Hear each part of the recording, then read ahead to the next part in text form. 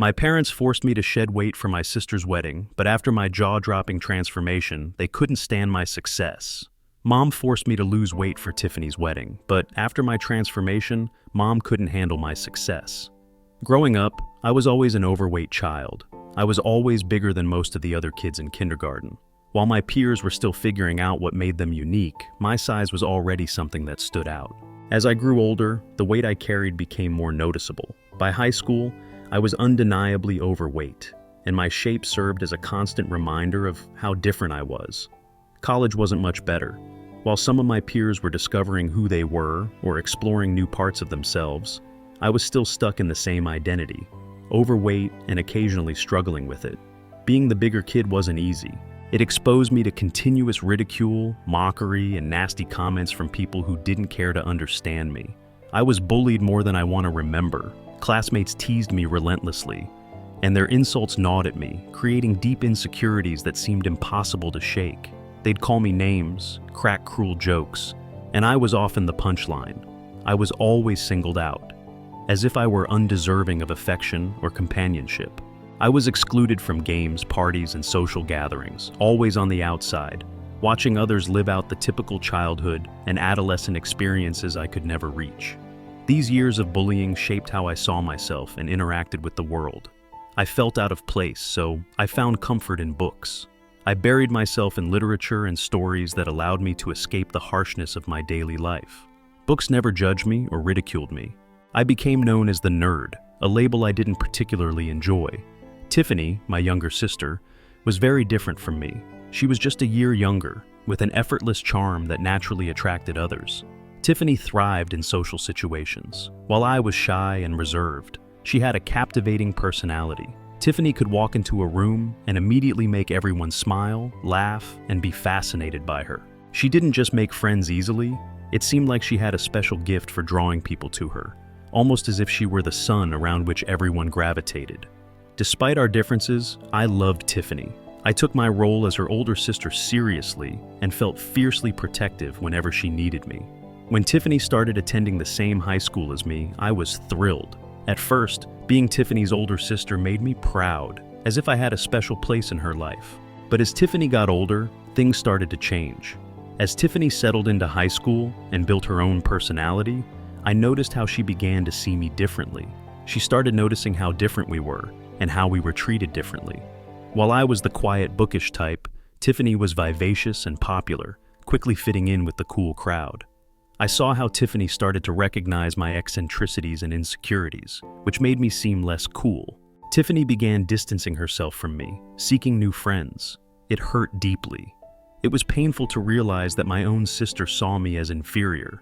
Still, I did my best to accept her decision and give Tiffany the space she seemed to need, though it hurt to think I was losing not only my sister, but also a friend.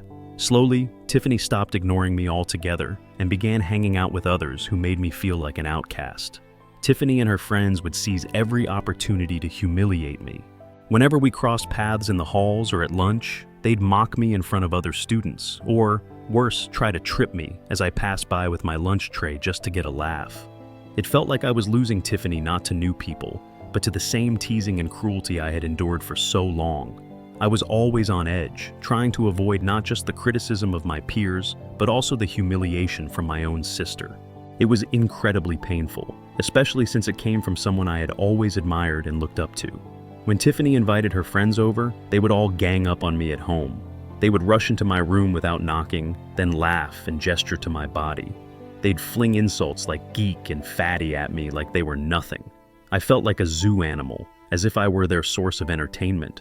When they entered my personal space in my room, I felt small and alone, as if I were an alien in my own home. I tried to explain it to Mom several times, hoping Mom would realize how tough it was for me to deal with Tiffany's conduct. But every time I brought it up, Mom dismissed my worries. They'd smile and defend her acts, claiming that this is how siblings bond, that Tiffany was only playing around with me. They told me it was harmless, even suggesting that I loosen up and stop taking everyone's taunts so seriously. They told me that I was older and should be more patient and resilient. So, not only did I face years of bullying from my peers, including my own sister, but my concerns were repeatedly rejected by Mom. It made me feel isolated, as if no one in my own family realized or understood how deeply it hurt. The only time I ever felt properly noticed by Mom was when I received my grades. Academics had always come effortlessly to me, and I became accustomed to receiving high grades. In a way, it was the one area where I felt superior to everyone else. It was also the one way I could make Mom proud, the one part of my life that they appeared to actually care about. Mom enjoyed bragging about my accomplishments to friends and relatives, portraying me as the family scholar, as if my grades were evidence of their parenting prowess. But Tiffany detested the analogies. Tiffany was not an academic overachiever, nor did she want to be, but Mom's repeated reminders of my accomplishments made Tiffany resentful. They put my grades up as an example, meaning that she needed to do the same. I could always tell Tiffany was frustrated and angry, which is probably why she did what she did to me. Tiffany would occasionally attempt to destroy my hard work in order to get back at me. She would sneak into my room in the middle of the night and grab my homework, often just before a major task was due. I'd wake up the next morning to find my perfectly completed work stolen. Panic would set in, and I'd feverishly hunt through my books, papers, and files, becoming increasingly anxious with each passing minute. And there Tiffany'd be, smirking, watching me from the doorway, relishing every moment of my anxiety. To her, it was a minor victory, a way to bring me down a peg and remind me that I wasn't invincible. She understood how important my grades were to me, how much of my self-worth I had invested in them. And Tiffany enjoyed disturbing that aspect of my life. I only found out about her stealing my assignments years later, when she drunkenly admitted it one evening. My relationship with Tiffany has softened over time, but they are still far from close. You could say they've matured a little, and some of the animosity from their youth has dissipated. However, the strong closeness that siblings often enjoy did not fully emerge between us. After graduation, I moved out and started a new life, in a new city, with an interesting job and new chances, which meant I didn't see my family as much. As time passed, our communications became limited to occasional phone calls or texts. So, last year, when I scheduled a summer visit home, I was truly excited to see everyone. It had been a long time since they'd all gotten together as a family, and I was excited to catch up and reconnect. However, not everything went as planned. Their family lunch began well enough. Everyone appeared delighted to see me, and for a moment, it felt like old times. That changed, however, when Tiffany unexpectedly revealed her engagement. None of them saw it coming, and they initially assumed she was joking. However, it was instantly apparent that she was serious. She proudly put out her hand, displaying a gorgeous ring, and I couldn't help but remark how exquisite it was. I was genuinely happy for her, delighted that she had finally met someone she loved and who loved her back. Almost as soon as the congratulations subsided, Tiffany turned to me and inquired about my recent activities. I told her about my profession, my life, and how rewarding things had been for me. Before I could finish, Tiffany cut me off. "I can't help but say this," Tiffany started, smirking, "but why are you still fat? If your life is truly amazing, shouldn't you have shed weight by now?" Her remarks hit me like a slap, reawakening old insecurities that I thought I had overcome. The room became uncomfortably silent, and I could feel everyone's gaze on me, waiting to see how I would respond. I merely shrugged and tried to laugh awkwardly at her comment, but Mom immediately joined in to criticize me. They began discussing how I was still obese and unmarried, and how they were concerned I would never have children. I felt so mortified hearing them talk like that. My accomplishments, the work I was proud of, the life I had made for myself in another city, didn't seem to matter. In their eyes, they were just concerned with my weight and the fact that I did not have my own family. As Mom and Tiffany continued to talk about me, their comments wound deeper than I imagined. I had spent years eventually discovering myself, gaining confidence and freedom, but in those moments, I felt like the same nervous, awkward teenager I had always been, anxious for my family's acceptance and approval. Mom then applauded Tiffany for getting engaged before me and expressed their pride in her. To them, I was the inferior child, successful but not quite enough. What was supposed to be a happy family reunion had swiftly turned into a heartbreaking reminder of old scars. At that point, I felt more like an outsider than ever. Tiffany did not stop. She continued to ask probing questions. "So, when are you getting married? I mean, do you even have a boyfriend?" Tiffany was blatantly mocking me in front of everyone by bringing up my romantic life. Mom soon jumped on the subject, agreeing with Tiffany that it was past time for me to find someone before it was too late.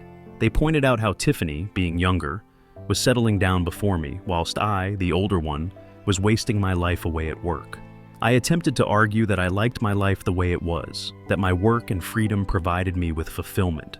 My career paid well, and I was passionate about it, so why did I need to meet a spouse or have a child to be happy? I am content just the way I am, I informed them. But my words didn't appear to register. Mom especially appeared contemptuous. She gave me a sharp look and taunted me. What's the point of earning all that money if you don't have anyone to come home to? It was as if they couldn't believe that happiness existed outside of marriage or family.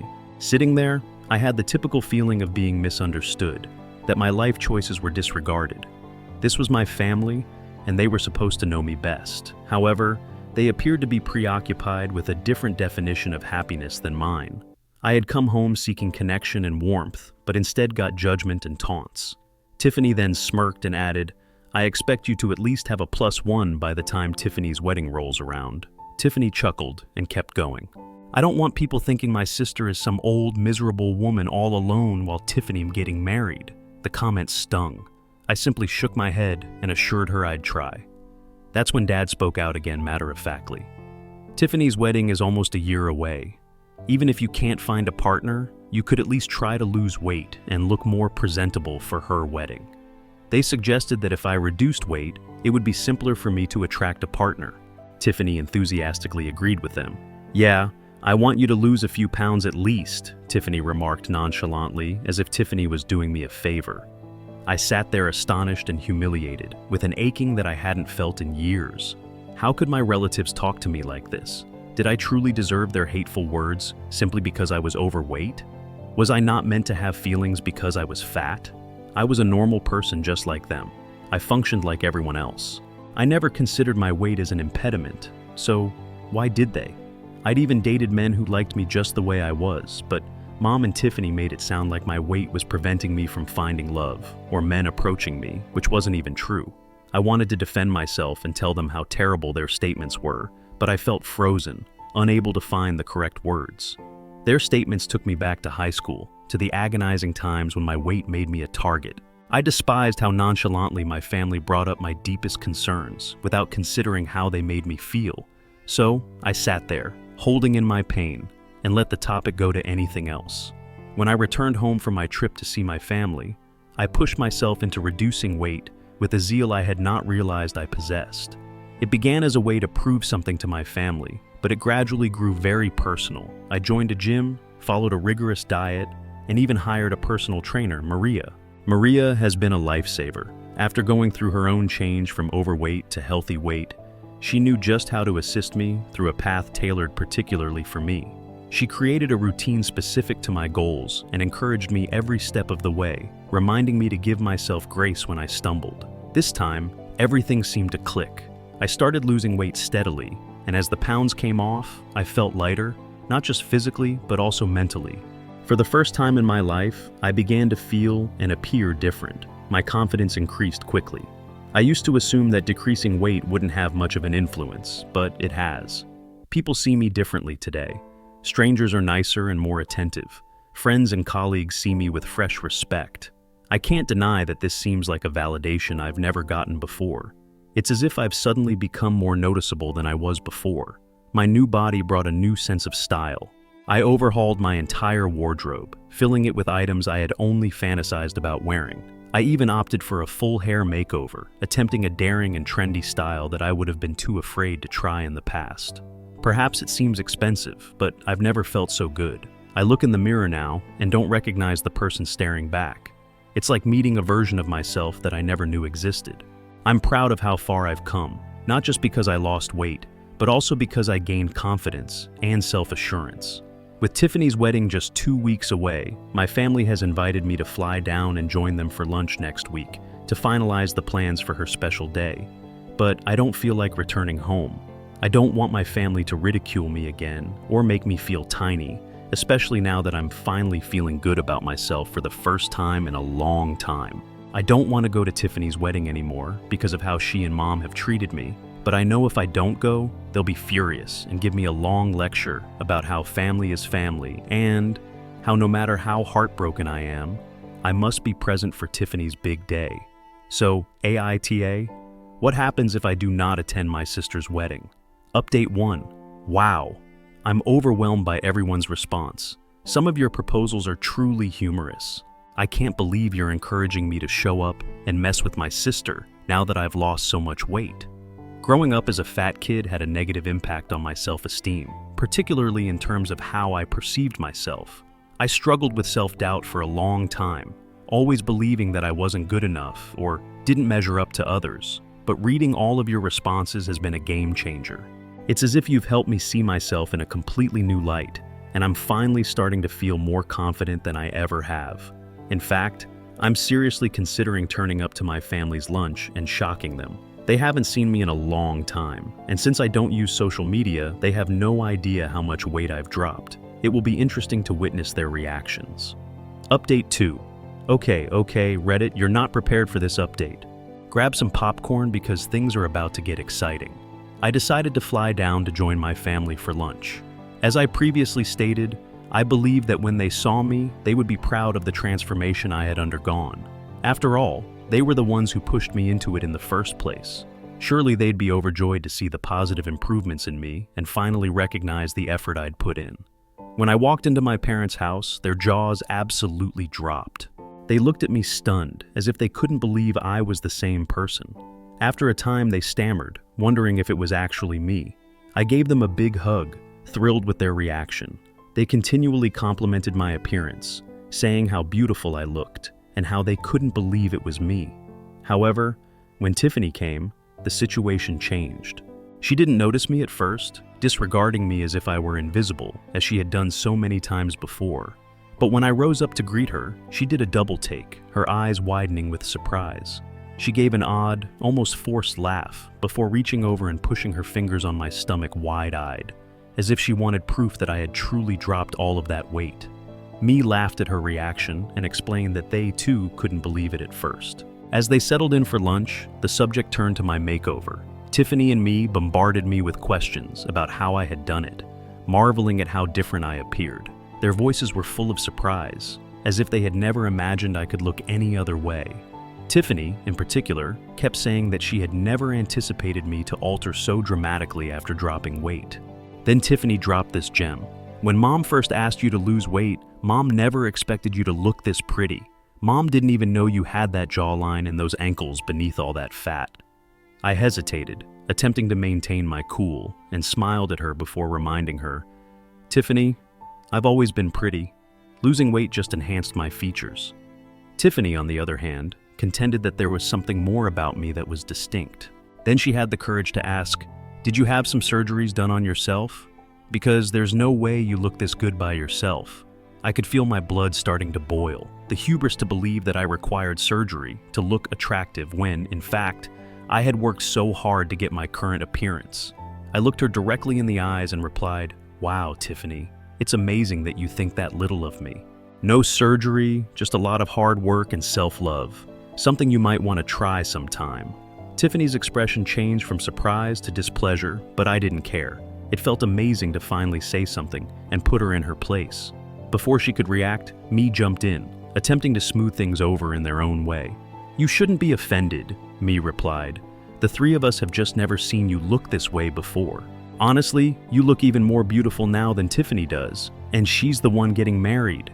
Tiffany appeared much angrier following Mom's remark. I simply ignored her and concentrated on my food, allowing my sister to seethe in her rage. Then Mom joined in.